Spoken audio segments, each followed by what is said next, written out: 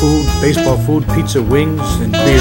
You know, you can bring your kids in and, you know, they can play pool or play the video games, or they can sit with you and watch TV too, because you got the TVs in every dining room. It's such a place that you can come in with your family and sit down.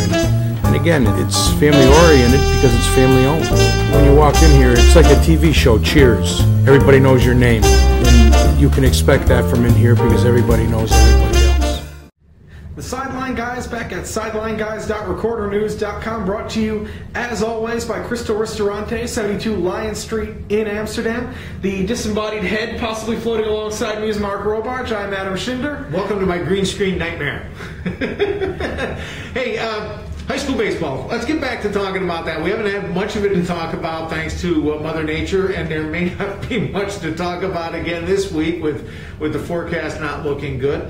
But some milestones in the offing. Well, not just in the offing. We had one milestone on Monday and potentially another milestone coming up next week, as well as a momentous performance by the Amsterdam High baseball team. These guys are actually, to quote a line from Major League, these guys actually aren't that bad. Yeah, Bob Notos told it to me yesterday after their 4-1 win over Troy. These guys are starting to get it. Yep. Ryan Brinkman turned in probably the performance that we've seen in the area this season. A 3-hitter against Troy, 4-1 win. Just absolutely a masterful performance. Took him all of an hour and 18 minutes. At the beginning of the season, we talked about Kyle Rufer being the ace for the Rams.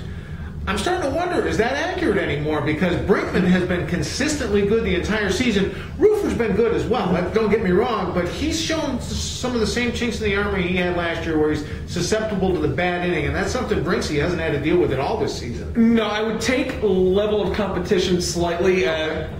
Kyle's faced the slightly tougher part of the schedule, not to take away from what Ryan Brinkman's done. Ryan Brinkman 3-1 with 1 save. Kyle Rufer 4-1 already. The reason I would say Kyle Rufer is still, it's 1-1A right now, but Kyle Rufer's absolutely absurd 42-2 strikeout to walk ratio this season in 25 innings. But Ryan Brinkman's got an ERA of 0.26 so far this year, and yesterday he had it going. He had his fastball going, and his curveball really reminded me of the slider you used to see from Frankie Rodriguez or Brad Lidge that would break in on the hands of right-handed pitchers.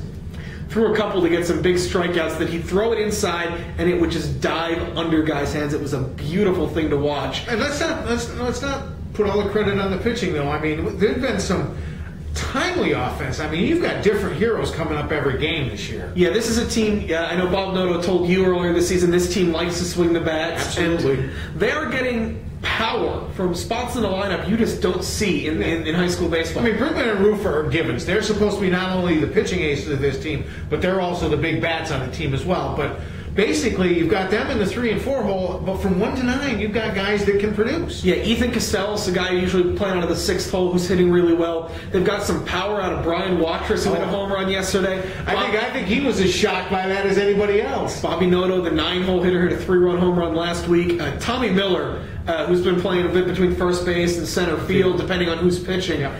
He's leading this team in RBI, and really, when you look at it, this is a team that at the midway point in the season, there are 4 different guys you could argue as the team MVP. You could argue Brinkman, certainly. You could argue Rufer. You could argue Miller, or you could argue Chris Carbone, who's really playing well out of that leadoff spot, has 2 leadoff home runs. This is a team that is very, very dangerous right now. Now let's see where it goes in the second half of the season. They've got they've got 2 more games this week, Thursday, Friday, correct? They've actually got 3 games. 3 games this week. They've got tomorrow, Wednesday, against Bishop Gibbons in what this team knows is a revenge game from a sloppy loss. They've got Catholic Central, who's really stepped up as a top-tier team in the Big Ten this year. And then Saturday's Matt Marticello Day. They play Burnt Hills in a game where they will probably have to just piece some things together, because then they come back and play Monday, Tuesday next week against Bishop McGinn, and then the first of 2 games in 2 weeks against CBA. Okay, let's shift gears. Let's head a little west, talking about the milestones as we kind of alluded to at the beginning of this. The first milestone we'll talk about coming last night, found at Fultonville. Rick Palumbo picking up his 150th career win. Yeah, and Rick's a guy who wears about as many hats in local sports as you can. An assistant football coach at Fonda. He's the head basketball coach at Canajoharie, the baseball coach at Fonda. He's had success pretty much everywhere he's gone. And this is a team he's had to really replace a lot of talent in the last couple of years. Right now they're battling in their first year in the Colonial Council with Luke Nethaway on the shelf with an injury.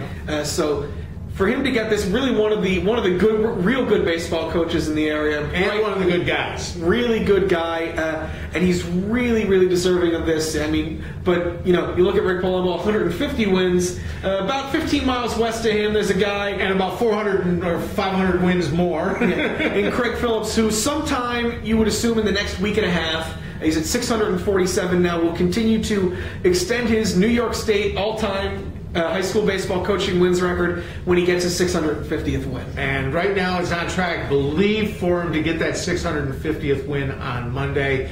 Galway later this afternoon. I'll be out there covering that game. I know some people are just sick and tired of me talking about Craig Phillips but he is by far my favorite coach in this area. He is really the genuine deal. He's not a phony.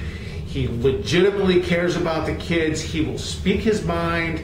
I mean, what more can you ask for, especially somebody in the media out of this guy? No, and I've been privileged in my rather short time here to be here for some of his real milestones. Yep. I was here the second Fort Plain baseball game I ever covered was his 600th win against St. Johnsville a couple of years ago. I got to cover their sectional championship 2 years ago, and their loss in the sectional championship game to Greenwich last year. And Craig is not a shy guy when it comes to this. He won't take any of the credit for himself. But you get to him, he will talk your ear off about the players he's had and about the assistants he's had. And he's got one of the most interesting senses of humor you'll ever want to see. My latest example, when I was out there a couple of weeks ago for their game against Fonda, Craig mercilessly busting on me because we chose Eric Wilson as the high school basketball coach of the year. Totally joking, obviously, but that's just what is so wonderful about him is he is just a real guy, a fun guy to be around. And like I said before, and I can't state this enough, he's somebody who legitimately cares about the kids. I know the only time he and I have ever been at odds throughout my entire career was at another newspaper when I wrote a story about one of his former players who had gotten into some trouble. And he literally did not talk to me for several months because of it. And I understood why, and eventually we mended our fences. But that's how much he goes to bat for his kids. And I think that's the most admirable quality alone. I know he's talking again that this might be it for him, that retirement might finally be in the offing. And I say this in all seriousness to the people in Fort Plain, the school administrators, union officials, whoever else is involved in the process. If you let him walk away, you are doing a great disservice to the children that you're meant to serve, because he is legitimately one of the best people, and you can tell that by the fact that his kids love him, not just the kids he's coaching now, but they come back 15, 20 years down the road. Their own kids come back to play for him. Obviously you're going to have a couple of kids who have bad words to say about this guy because he doesn't put up with a lot of grief from them, but most of them just love him to death, and they give him lots of credit. Once again, that's enough. I'll get off my soapbox now. Yeah, and just look, that's a team that's been playing much better after a kind of sloppy start for their first couple of games. They're 7-1 now. They're really starting to play well. They still got to play Spot Catholic twice, which will be two just classic games. They've got another rivalry game, Canajoharie, later this week. Yep. And you really look at it, it's been Fort Plain and Amsterdam have been the two top teams in this area so far this season. Although I do want to give credit to a really hard luck 3-7 Broad Alban Perth team that should be a 500 team. They lost 2 games they should have when Matt Gage threw absolutely brilliant games. But it's been a very interesting. We hit the halfway point. And later this week we'll give you some of our first half perspectives, first half awards. Absolutely. But until then, for Mark, I'm Adam. We're the Sideline Guys. We are brought to you by Crystal Ristorante, 72 Lion Street in Amsterdam. And until next time, we will see you at sidelineguys.recordernews.com.